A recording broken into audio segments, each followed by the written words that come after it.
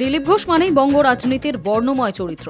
বিশেষত লাগাম ছাড়া কথাবার্তা, বেফাঁস মন্তব্যের কারণে তার কুখ্যাতিও কম নেই।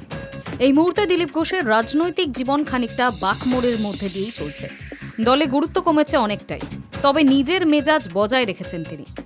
রোজকার মতো সোমবারও নিউটাউনে প্রাতঃভ্রমণে বেরোনো দিলীপ ঘোষকে রাজনীতি নিয়ে প্রশ্ন করতেই একেবারে অভিনব জবাব শোনা গেল।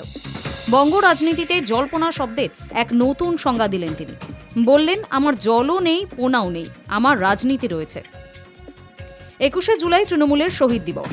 প্রতি বছর তা পালিত হয় ধর্মতলার প্রকাশ্য মঞ্চে। যুব তৃণমূলের উদ্যোগে এই অনুষ্ঠানে মূল বক্তা থাকেন দলের সুপ্রিমো মমতা বন্দ্যোপাধ্যায়, সর্বভারতীয় সাধারণ সম্পাদক অভিষেক বন্দ্যোপাধ্যায়।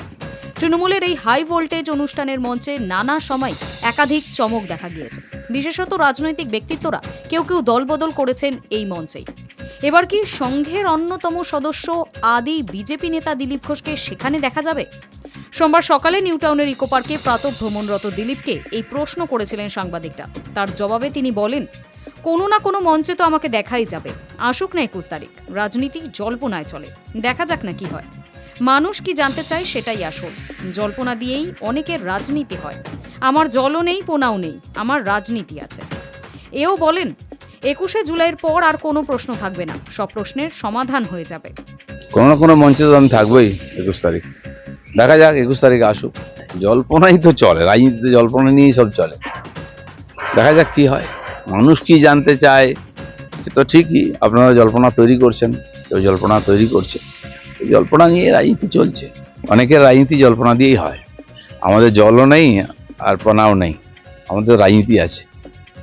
দিলীপ ঘোষের এই বক্তব্য আরও বেশ কিছু জল্পনা উস্কে দিয়েছে অবশ্যই।